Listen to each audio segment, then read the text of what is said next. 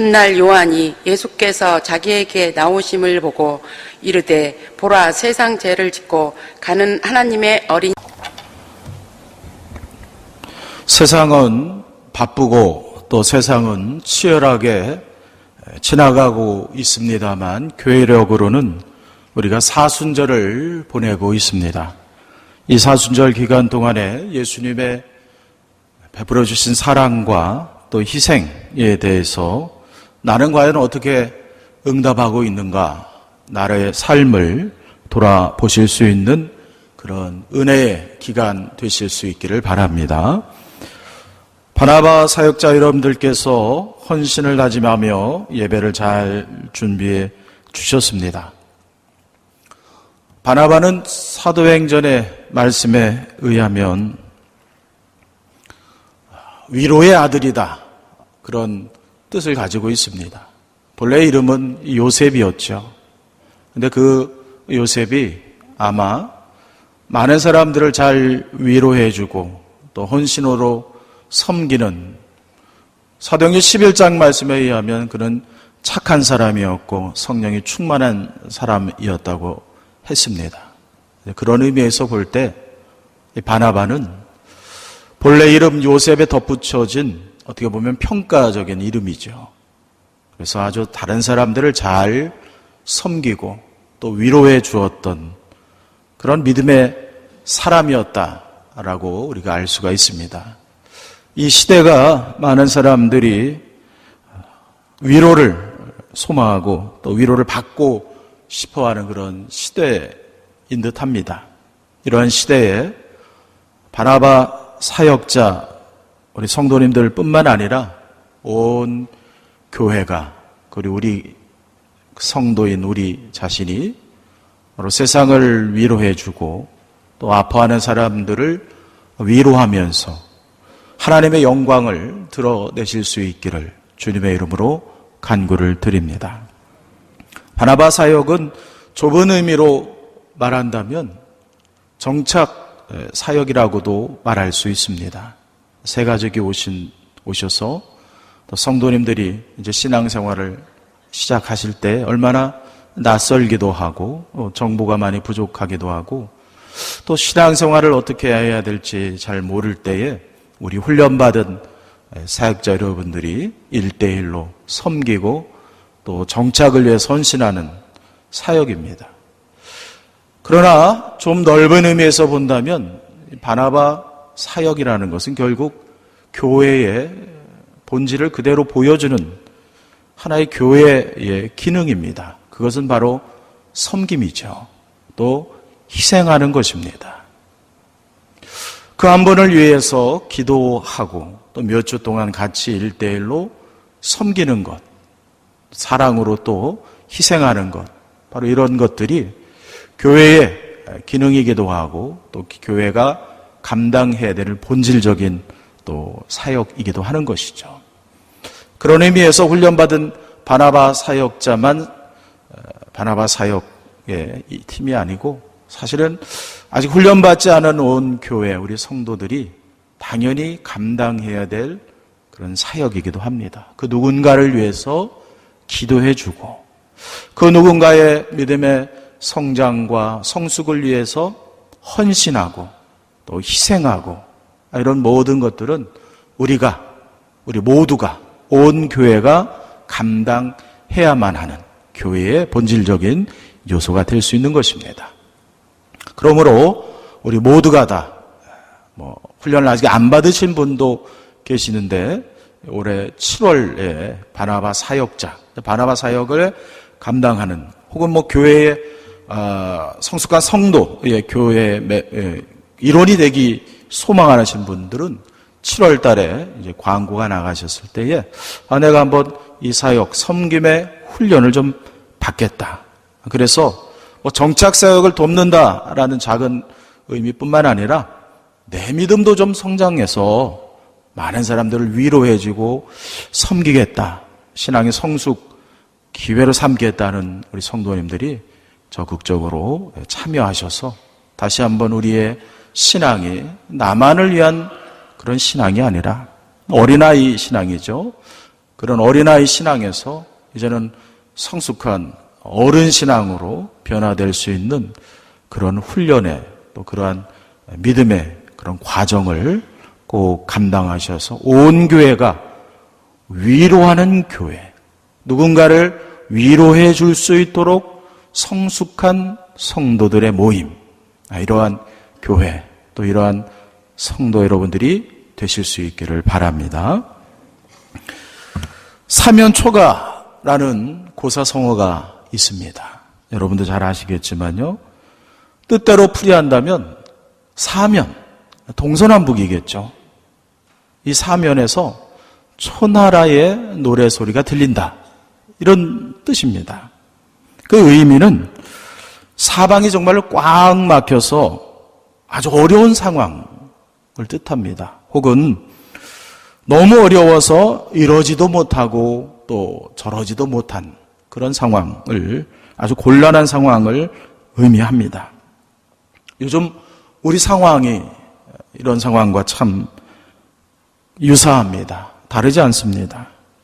여기에는 우리가 알고 있는 어려움도 있습니다만 미처 우리가 정보를 가지고 있지는 않지만 우리도 모르게 어려운 상황이 지금 우리를 포위하고 있습니다. 그래서 사면초가 같은 그런 상황이 속에 살고 있습니다. 이러한 상황 속에서 과연 그리스도인들은, 우리들은, 예수님이 구원자, 메시아, 구세주임을 믿는 우리들은 그러면 어떻게 살아야 할까요? 어떻게 사는 것이 과연 진리를 믿고 아는 우리가 올바르게 사는 것이고, 또 어떻게 하는 것이 하나님을 기쁘게 해드리는 삶이 될 수 있을까요? 오늘 이 본문 말씀을 통해서 함께 은혜를 나누도록 하겠습니다. 세례 요한은 예수님을 향하여서 오늘 읽어주신 말씀처럼 외쳤습니다. 1장 29절 말씀 후반부입니다. 보라, 세상 죄를 지고 가는 하나님의 어린 양이로다. 이 표현은 예수님의 삶과 그리고 공생의 전체의 의미를 부여한, 어떻게 보면 선언과 같은 것입니다. 세례 요한이 이처럼 예수님을 하나님의 어린 양, 세상 죄를 지고 가는 하나님의 어린 양이다 라고 이 표현을 했는데, 이것은 세례 요한이 가지고 있었던 본인의 독특한 신앙 고백이다 라고 보기보다는 당시 이스라엘의 신앙 전통, 몇천 년에 거쳐서 쌓였던 신앙 고백의 전통 속에서 이해하는 것이 바람직합니다. 일반적으로 이 하나님의 어린 양 혹은 어린 양이라는 표현은 일반적으로 출애굽기를 배경으로 하는 6월절의 어린 양 개념, 그리고 대표적으로 구약 이사야 53장에 나오는 메시아, 고난당하는 메시아에 나오는 어린 양의 표현을 그대로 이어받고 있는 표현입니다. 이처럼 오랜 기간 동안 이스라엘이 경험에서 쌓였던 어떤 신앙의 고백이 고스란히 담겨져 있는 표현입니다. 일반적으로 양 하면 요즘도 그렇지만 큰 어떤 재산으로 의미가 됩니다. 그러나 종교적으로 본다면 희생의 제물이었죠.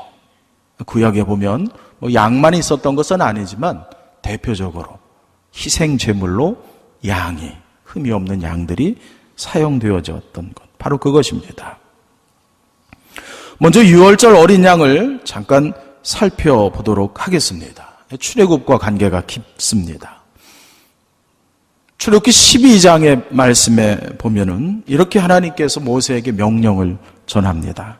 너희 각자가 어린 양을 취할지니 각 가족대로 그 식구를 위하여 어린 양을 취하되 해질녘에 이스라엘 회중이 그 양을 잡고 그 피를, 그렇죠? 양을 먹을 집에 좌우 문설주와 인방에 바르고 그 피가 너희가 사는 집에 있어서 너희를 위하여 표적이 될 것이다.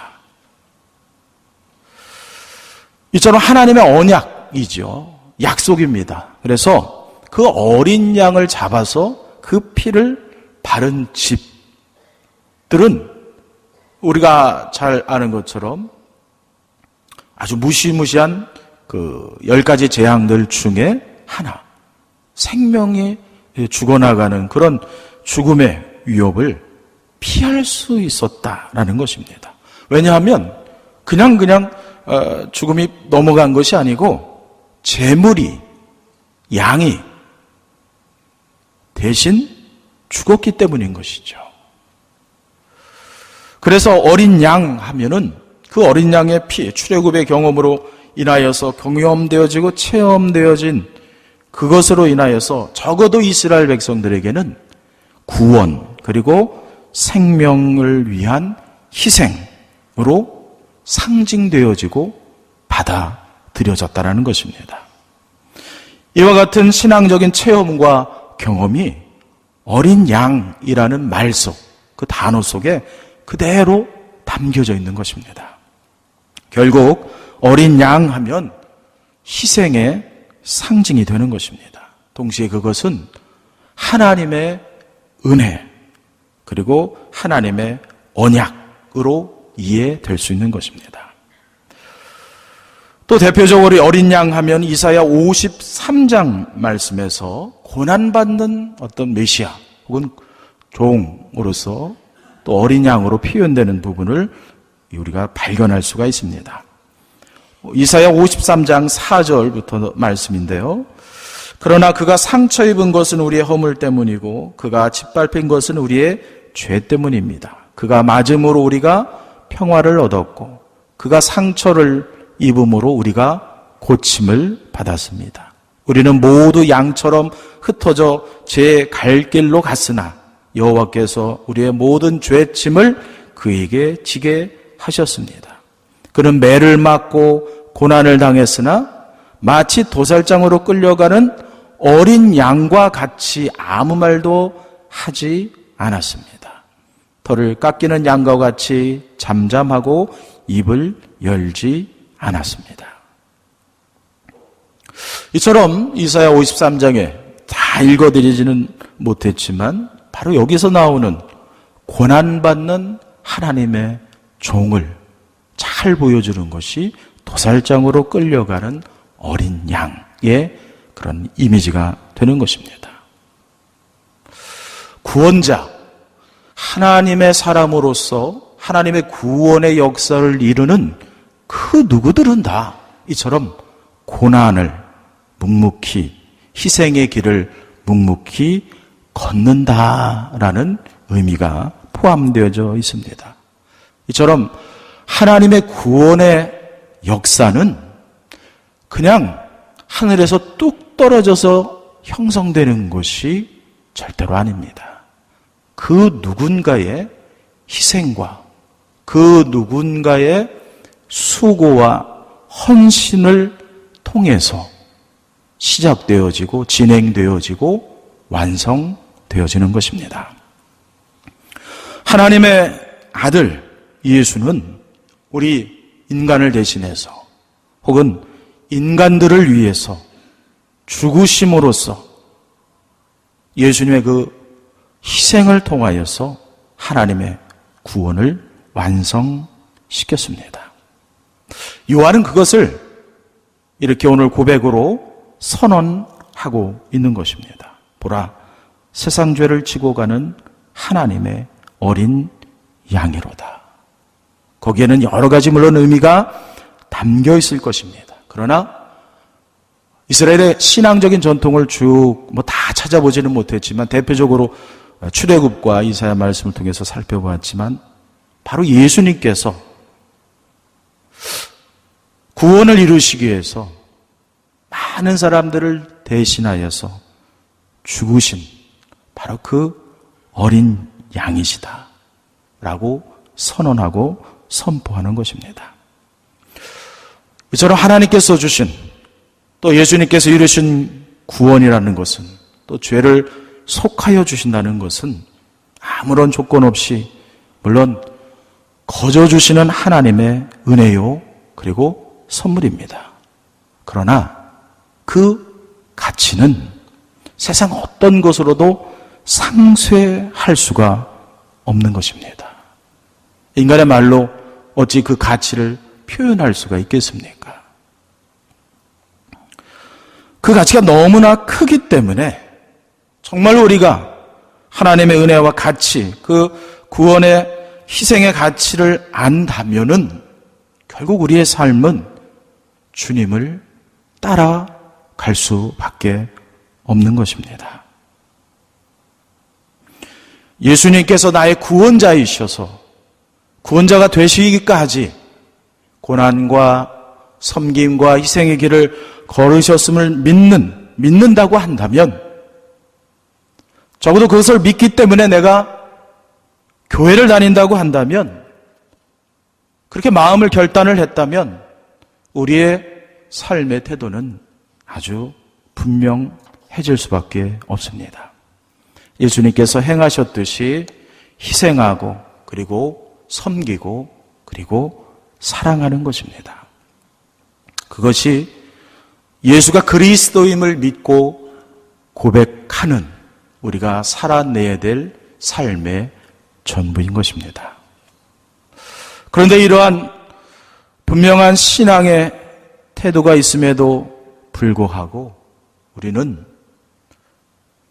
그러한 하나님의 크신 은혜에 합당한 삶의 반응을 온전히 보이기보다는 하나님의 뜻과 상관없는 것을 탐합니다. 그리고 하나님의 뜻과 상관없는 것이 마치 하나님의 뜻 혹은 진리라고 잘못 설교하기도 하고 잘못 가르치는 경우도 많이 있습니다. 우리는 마태복음에서의 말씀을 늘 마음에 새겨야 됩니다. 나더러 주여 주여 하는 자마다 다 천국에 들어갈 것이 아니요 다만 하늘에 계신 내 아버지의 뜻대로 행하는 자라야 들어가리라.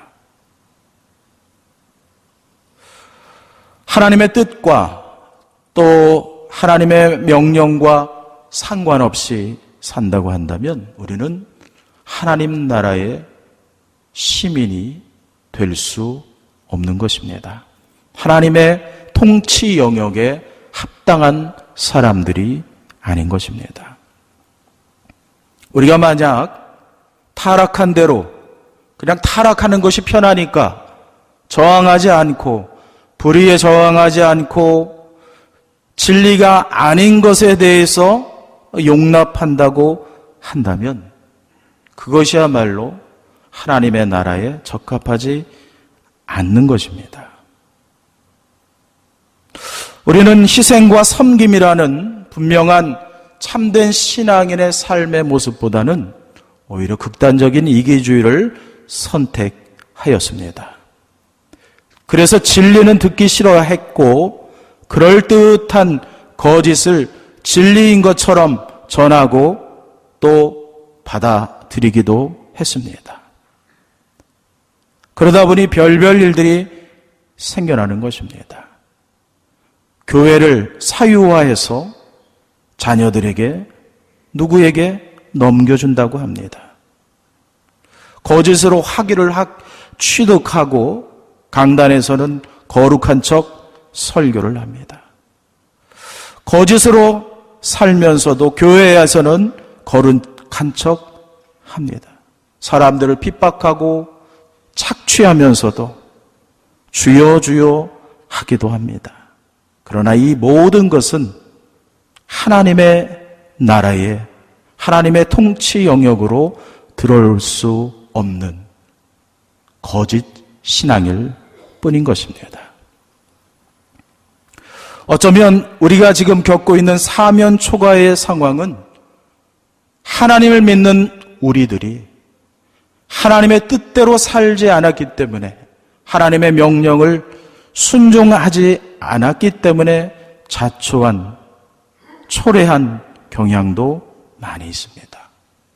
그렇기 때문에 우리는 이 사면 초가의 어려운 상황 속에서 다시 그리스도이신 예수를 바라보아야 합니다. 예수님께서 걸어가신 길은 평안한 길이 아니었습니다. 예수님께서 걸어가신 길은 부유한 길이 아니었습니다. 예수님과 제자들이 걸어갔던 그 하나님의 나라는 평안함과는 거리가 멀었습니다. 우리는 그 길을 걸어가셨 예수님과 그를 따르는 참된 그리스도인의 삶을 다시 목표로 재설정해야 합니다.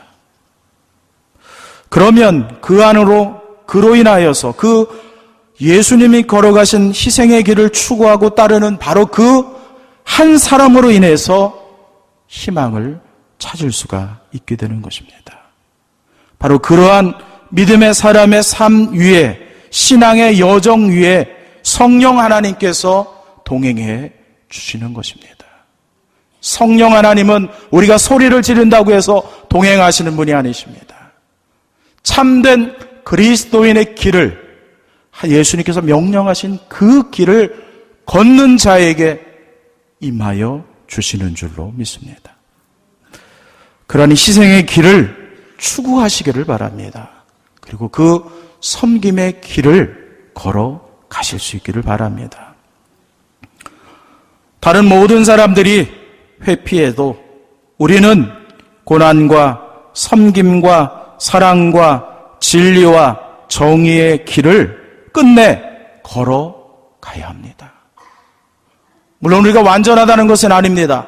우리가 도덕적으로 완전한 존재는 될 수가 없을지 모르지만 부족함을 가지고 그럼에도 불구하고 끝내 주님 바라보면서 섬기고 희생하고 사랑의 길을 끝내 걸어갈 때에 성령 하나님께서 우리와 동행하여 주시고 발걸음을 인도해 주실 줄로 믿습니다. 지금 우리는 마치 고난의 불구덩이에 있는 듯합니다. 고난, 어려움, 불확실한 미래, 이게 모두가 다 불같이 우리를 태우는 것 같은 그런 불구덩이에 있는 것 같습니다. 그러나 반대로 한번 생각해 보십시오.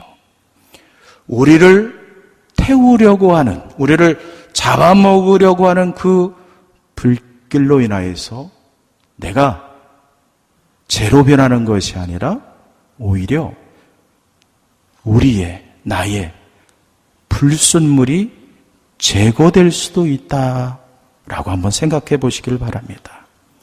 내가 더 정화되고 재련되어지고 성숙되어지고 성결하게 될 수 있는 기회입니다. 왜냐하면 성령 하나님께 의지하고 성령 하나님께서 우리의 동행하여 주심을 믿는 믿음이 있기 때문에 그럴 수 있는 것입니다. 우리는 그 경우를 다니엘서에서 찾아볼 수가 있습니다. 비록 뜨거운 불구덩이로 빠뜨림을 당했지만 그곳에서도 하나님의 은혜로 생명을 지켜낼 수 있었던 사람들이 있었습니다. 저는 그 다니엘서 말씀을 통해서 다시 한번 소망을 가질 수 있습니다. 불은, 어려움은, 위기는, 고난은 우리를 잡아먹을 수가 없습니다. 성령 하나님이 함께 해주시기 때문에 그런 것입니다. 오히려 내가 더 정화될 수 있습니다. 내가 더 단단해질 수가 있게 되는 것입니다. 이 기회를 그냥 흘려보내지 마시기를 바랍니다. 진리를 살아내시기를 바랍니다. 그러면 불구덩이 같은 현실에서도 우리의 공동체가 더 정결하게 승화될 수 있는 것입니다. 그러기 위해서는 희생과 섬김과 진리에 합당한 삶을 살아내야만 하는 것입니다. 그리고 끝내 참된 그리스도인으로서의 길을 포기하지 마시기를 바랍니다. 사순절 셋째 주가 이제 시작되었습니다. 섬김과 사랑을 실천하는 그런 한 주간이 되셔서 예수님이 걸어가셨던 그 길을 한 주간 살아내시고 그 안에서 주시는 하나님의 은혜로 더 강해지시고 더 성숙해지고 더 성장하셔서 다음 주일날 주님의 이름 안에서 만날 수 있기를 소망합니다. 성령 하나님께서 함께해 주실 것입니다. 하나님의 은혜에 감사를 드립니다. 우리를 위해서 귀한 생명을 십자가의 상에서 포기하셨던 주님, 우리를 사랑하셨기에 그 귀한 생명까지도 부정하셨던 주님의 그 걸어가신 그 길을 이제 우리가 걸어갈 수 있도록 어떤 어려움 속에서도 끝내 진리의 길을 걸어가고 예수님이 걸어가셨던 섬김과 사랑의 길을 걸어갈 수 있는 이 사순절 기간이 되게 하여 주옵소서. 예수님의 이름으로 기도합니다. 아멘.